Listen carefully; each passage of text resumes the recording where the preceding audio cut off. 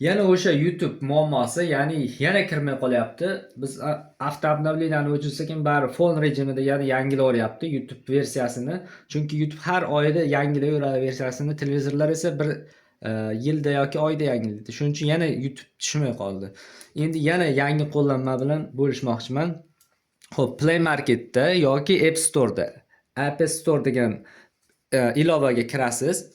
Mana shu ilovaga kirib olasiz va qidiruv bo'limiga, yana qidiruv bor. Qidiruv bo'limiga yozamiz hozir. Smart to be deb yozishimiz kerak. O'zi smart deb yozganimizda o'zi chiqib keladi, Smart YouTube. Bu yangilanmaydigan versiyasi, bu ham YouTube, faqat yangilanmaydi bu. Faqat o'zingiz yangilasangizgina yangilaydi. Bu xususiy, ya'ni bu YouTube'dan oladi ma'lumotni, lekin bu yangilanmaydigan YouTube'ning algoritmi. Ya'ni ki shu YouTube'ga o'xshagan dastur bu ham. Xo'p, shuni biz yuklab olamiz shu dasturni hozir. Keyin mana shunaqa muammo bo'lmaydi, yana YouTube'dan chiqib ketish muammosi. Xo'p, ustiga bosamiz, olib kelamizda, mana shu Smart deb yozganimizdan keyin chiqib keldi. Smart YouTube TV ko'ryapsizmi? Ustiga bitta bosamiz, yuklash bor, yuklash ustiga bitta bosamiz. Xo'p, yuklanyapti, ko'rib turibsiz, yuklanyapti. Xo'p, yuklandi.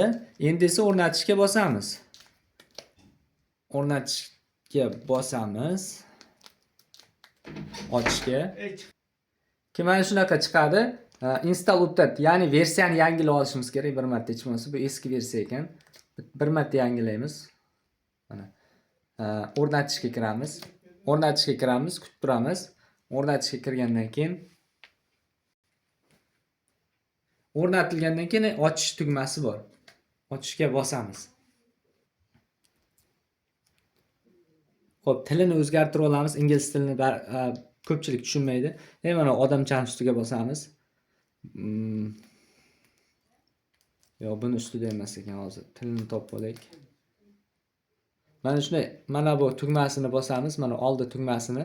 Bu yoqqa bosganimizda mana shunaqa menyu ochiladi. Settings bo'limini tanlaymiz. Settings bo'limini tanlaganimizdan keyin language ni tanlaymiz. Language bu tili. Xo'p, language ruscha qilaylik. Ruscha, o'zbekcha yo'q ekan. Ruscha qilamiz shuning uchun biz tilni. O'zbekcha tilda yo'q ekan buni. O'zbekcha tanlangan, ammo o'zbekcha chiqarib bermayapti. Shuning uchun ruscha qilib qo'ydim tilini. Ruscha qildim tushunish uchun. Xo'p, ya'ni o'zgartirish kerak, ikkinchisini ham. Buni ruscha qilib qo'yaymi ekan.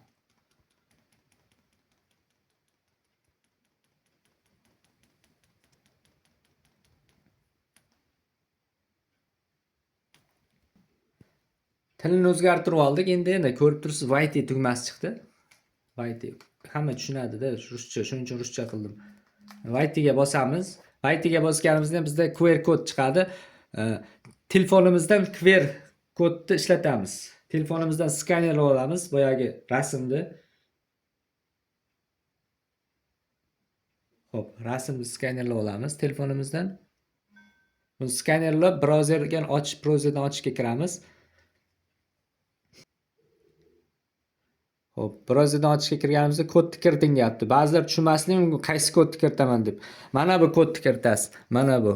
Q, J, Q, L, Y, T, N, N, Z hammada har xil kod chiqadi. Mana shuni telefoningizdan kiritasiz shu kodni. Hozir mana kiritaman men shu kodni.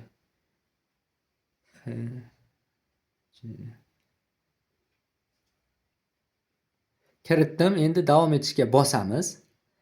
Endi akkauntni kiritamiz.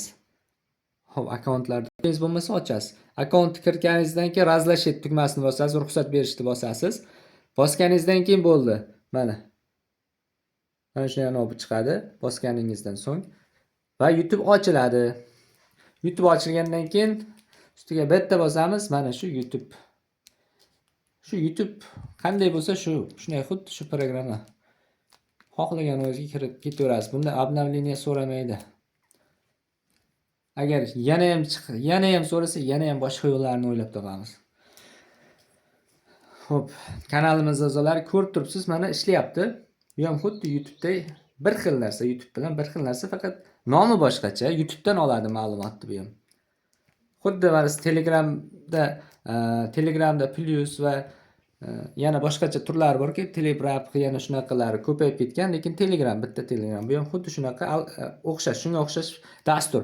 Xo'p, kanalimizni sizlar ko'rib turibsiz. Xuddi shunaqa qilib ishlatsangiz bo'ladi.